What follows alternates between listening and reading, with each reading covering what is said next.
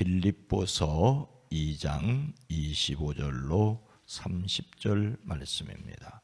신약 성경 320면 빌립보서 2장 25절로 30절 말씀을 함께 읽습니다.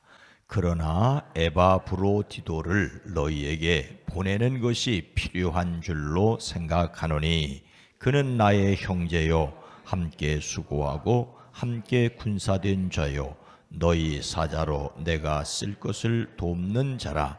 그가 너희 무리를 간절히 사모하고 자기가 병든 것을 너희가 들은 줄을 알고 심히 근심한지라.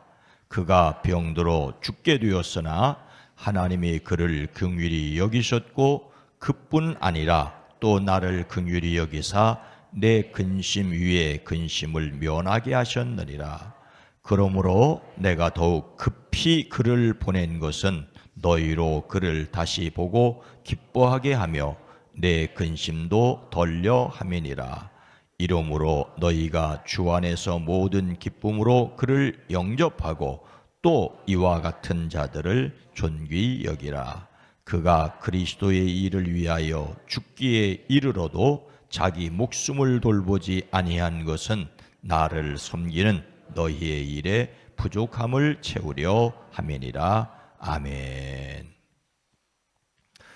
오늘도 그리스도 예수 안에서 행복하시기를 주의 이름으로 축복합니다. 1863년 영국 어느 추운 겨울날 갓난아기를 품에 안은 한 여인이 남부 웨일즈의 언덕을 넘어가고 있었습니다. 갑자기 세찬 눈보라가 몰아쳐 더 이상 걸을 수가 없었죠. 아무리 외쳐도 도와줄 사람이 전혀 없었습니다. 그 험한 눈보라에 누가 밖에 나다니겠습니까? 참으로 안타까운 일이 아닐 수 없었습니다. 다음 날 한 농부가 건초더미를 짊어지고 그 눈 쌓인 언덕길을 넘어가고 있었습니다. 농부는 언덕의 한 움푹한 곳에서 이상한 형체의 눈더미를 발견했습니다. 눈더미를 헤치자 그 속에 알몸으로 얼어 죽은 한 여인이 있었습니다. 여인의 품에는 그의 옷으로 감싼 무언가가 안겨 있었는데 아직 숨을 핥다기는 갓난아이였습니다. 여인은 추위 속에서 자기 옷을 벗어 아이를 감싸고 자신은 알몸으로 숨을 거뒀습니다. 농부는 여인을 장례에 지내주고 그 아이는 집으로 데려와 길렀습니다. 이 아이가 커서 훗날 제1차 세계대전 중 영국 전시 내각을 이끌었고 1차 세계대전을 끝내는 평화협정인 베르사유 조약을 이끈 영국의 34대 총리 데이비드 로이드 조지였습니다. 조지는 자기를 키워준 농부로부터 자기 친어머니 얘기를 자주 들었습니다. 그는 늘 어머니의 희생적인 사랑을 생각하며 죽을 힘을 다해 공부했습니다. 아무리 추워도 따뜻한 옷을 입지 않았고 맛있는 음식도 배불리 먹지 않았고 아무리 피곤해도 하루 5시간 이상을 잠을 자지 않았습니다. 자신이 게을러진다고 생각할 때는 웨일즈 언덕에 올라 눈보라 속에서 자기를 살리기 위해 옷을 벗어 감싸준 어머니를 생각했습니다. 그의 마음은 일생 어머니에 대한 고마움과 그 사랑에 보답하고자 하는 간절함으로 가득 차 있었습니다. 그는 어머니에 대한 고마움을 가졌기에 가장 훌륭한 삶을 살 수 있었을 것입니다. 유대인의 탈무드는 세상에서 가장 지혜로운 사람은 계속해서 배우는 사람이고 세상에서 가장 행복한 사람은 감사하는 사람이다. 감사하는 사람이라고 했습니다. 어떤 상황을 통해서도 배우고 그것으로 감사할 수 있기를 소망합니다. 그래서 시간과 재능을 내줄 수 있기를 소망합니다. 오늘 말씀에서 로마 감옥에 있는 사도 바울에게 빌립보 교회 소식을 전하는 에바브로디도는 어떤 사람이었습니까? 25절 말씀을 보면은 그러나 에바브로디도를 너희에게 보내는 것이 필요한 줄로 생각하노니 그는 나의 형제요 함께 수고하고 함께 군사된 자요 너희 사자로 내가 쓸 것을 돕는 자라. 바울에게 있어서 빌립보 교회는 잊을 수 없는 교회였지요. 두 번째 전도 여행을 나선 바울은 아시아에서 유럽으로 이끄는 강력한 성령님께 순종합니다. 그리고 첫 번째 간 곳이 마게도냐의 첫성 빌립보였습니다. 어려움도 겪었지요. 귀한 사람들도 만났지요. 남다른 애정이 없을 수가 없었습니다. 그리고 또한 빌립보 교회는 그런 바울과 계속해서 관계를 가졌습니다. 바울은 에바브로디도를 통하여 빌립보 교회를 로마의 감옥 안에서 듣게 됩니다. 그래서 자신을 대신하여 그곳에 빌립보에 디모데를 보내기로 하였습니다. 디모데는 자신과 같은 마음으로 그들을 생각할 수 있는 사람이었기 때문이었지요. 그런데 오늘 말씀은 디모데를 빌립보에 보내기에 앞서 보내고 나서 그리고 에바브로디도를 그들에게로 돌려보낸다라고 말하고 있습니다. 에바브로디도라는 이름은 성경에서 이곳에만 나옵니다. 골로새서에 나오는 에바브라와는 전혀 다른 사람으로 여겨집니다. 에바브로디도는 빌립보 교회 헌금을 바울에게 전달하고 또 바울과 함께 머물면서 감옥에 있는 불편한 몸이었던 바울을 돕는 사람으로 보냄을 받았습니다. 그런데 이런 에바브로디도를 다시 빌립보로 돌려보내면서 그를 칭찬하는 내용이 우리가 함께 읽은 내용이었습니다. 바울은 그를 가리켜 나의 형제라고 하지요. 이 말은 예수님을 믿는 신앙 안에서 같은 하나님의 자녀라는 것으로 매우 친밀한 것을 표현합니다. 두 번째로 함께 수고하는 자라고 하였습니다. 함께 예수 그리스도의 복음을 전파하는 동역자라는 뜻입니다. 그는 바울과 함께 복음을 전하는 사람이었습니다. 또 함께 군사된 자라고 하였습니다. 그가 자신과 함께 복음의 대적자를 대항해서 목숨을 걸고 싸웠다는 말이죠. 복음의 기쁨뿐만 아니라 복음 전도의 고통도 함께했습니다. 그리고 마지막으로 너희 사자로 너희들이 보낸 사람으로서 내가 쓸 것을 돕는 자라고 하였습니다. 빌립보 교회가 로마의 바울에게 보내 바울을 돕게 하는 사람이라는 말이죠. 30절에서는 다시 한번 그는 그리스도의 일로 거의 죽을 뻔하였고 나를 위하여 여러분이 다하지 못한 봉사를 채우려고 자기 목숨을 아끼지 않은 사람이기 때문이라고 그를 칭찬합니다. 이런 것들은 우리가 그리스도 예수의 일꾼으로 본받아야 할 모습입니다. 복음을 위하여 함께 수고하는 사람들이 되기를 주의 이름으로 축복합니다. 그런데 그런 에바브로디도를 바울이 빌립보로 급히 돌려보내는 이유가 무엇이었을까요? 28절 말씀은 그러므로 내가 더욱 급히 그를 보낸 것은 너희로 그를 다시 보고 기뻐하게 하며 내 근심도 덜려 함이니라. 빌립보 교회가 로마에 있는 바울에게 보낸 그 에바브로디도를 다시 빌립보로 돌려보내는 이유가 내가 더욱 서둘러서 그를 보냅니다. 그것은 여러분이 그를 다시 보고서 기뻐하게 하려는 것이요 나도 나의 근심을 돌려는 것입니다라고 말하고 있습니다. 오늘 말씀을 좀 순서적으로 찬찬히 살펴보면 이렇습니다. 바울에게서 복음을 들은 빌립보 교회는 바울이 로마의 감옥에 갇혔다는 소식을 듣고 그를 돕기로 하였지요.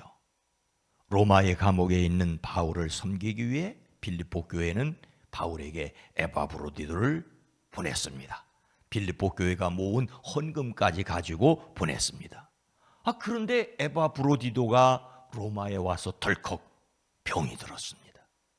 그 병이 구체적으로 어떤 병인지는 알 수 없지만 그 정도가 죽을 수 있을 정도로 위중했습니다. 그런데 그 에바브로디도가 병들었다는 소식이 빌립보 교회에 전달됐어요. 그러자 또 빌립보 교회가 걱정을 하기 시작했습니다. 그런데 그가 병들었다는 소식을 빌립보 교회가 듣고 걱정한다는 말을 듣고 에바브로디가 또 걱정을 하는 거예요. 오늘 본문 말씀의 사정이 그렇습니다. 인간적으로 매우 정겹기도 하고 참 안타깝기도 하고 그러나 서로를 걱정하는 마음이 지극하지 않습니까? 그래서 바울은 에바브로디도를 빌립보 교회에 돌려보내기로 하였습니다. 그가 병이 나서 죽을 뻔하였지만 하나님께서 그를 불쌍히 여기시고 그뿐만 아니라 바울을 긍휼히 여기셔서 그를 건강하게 하셨으니 그래서 건강하다는 것을 보여주도록 하나님의 은혜를 전하도록 그를 돌려보낸다는 말입니다. 빌립보 교회로부터 바울을 돕도록 파송되어 바울 곁에 머물던 에바브로디도가 병이 걸렸고 그가 심하게 병 걸렸다는 소식에 빌립보 교회가 근심하고 빌립보 교회가 근심한다는 얘기를 듣고 또 에바브로디가 걱정을 하고 이런 일들을 해소하기 위해서 그 걱정을 덜어주기 위해 그를 빌립보에 보내는 어쩌면 지극히 인간적인 내용 같지만 그 속에서 서로를 염려하고 걱정하고 위해 기도하는 그런 성도의 친밀한 교제를 볼 수가 있습니다. 우리는 흔히 하는 말로 걱정해도 소용이 없다고, 걱정한다고 걱정하면 걱정할 필요가 없지. 그러나 여기에서 서로를 위한 간절한 사랑을 볼 수는 있습니다. 교회가 성장하고 성숙하는 데는 여러 귀한 일꾼들이 필요합니다. 이런 사람들을 대하는 우리의 태도는 무엇일까요? 29절 말씀에 보니까 이러므로 너희가 주 안에서 모든 기쁨으로 그를 에바브로디도를 영접하고 또 이와 같은 자들을 존귀히 여기라. 바울은 다시 에바브로디도를 건강하게 된 에바브로디도를 빌립보로 돌려보내면서 그러므로 여러분은 주 안에서 기쁜 마음으로 그를 영접하십시오. 또 그와 같은 이들을 존경하십시오라고 합니다. 아마도 빌립보 교인들 가운데 에바브로디도가 병이 들어 바울을 제대로 돕지 못하고 돌아왔다고 오해하는 사람이 있을까 염려했기 때문일 것이라고도 생각이 가능합니다. 모든 기쁨으로 진심으로 악의 없이라는 뜻이죠. 기뻐하되 조금도 인위적이지 않게 속으로 속마음으로부터 진실한 기쁨으로 에바브로디도를 영접하라는 권고입니다. 이것은 바울의 세심한 관심이자 사랑이라고 할 수가 있습니다. 더욱 이러한 사람 에바브로디도뿐만 아니라 이런 사람들을 존귀하게 여기라고 말하고 있습니다. 이 존귀하게 여기라는 말은 마치 개선장군처럼 환영하라는 말입니다. 제가 이 말씀을 읽으면서 하나님의 말씀에 이런 내용까지 사소하게 기록할 필요가 있을까? 필요하다면, 이렇게 기록한 것을 우리가 성경으로 받아들인다면 여기에 하나님께서 우리에게 말씀하시고자 하는 그 뜻, 정말로 큰 위대한 영혼 구원의 그 사역을 위해서 또 우리가 그 믿는 사람들이 아주 작은 일 가운데 서로를 아끼고 사랑하고 돌봐야 할 그러한 것이 넉넉해져야 할 것을 느끼게 됩니다. 사람인지라 연약하고 오해하기도 하지만 서로를 사랑함이, 서로를 아껴줌이, 걱정해도 필요 없다고 하지만 안타까운 일들을 겪는 사람들을 위해 함께 기도하고 또 함께 하나님께 간구함으로 하나님의 뜻을 기다리는 넉넉함이, 따스함이 저에게, 여러분에게, 우리 교회에 넘치기를 주의 이름으로 축복합니다.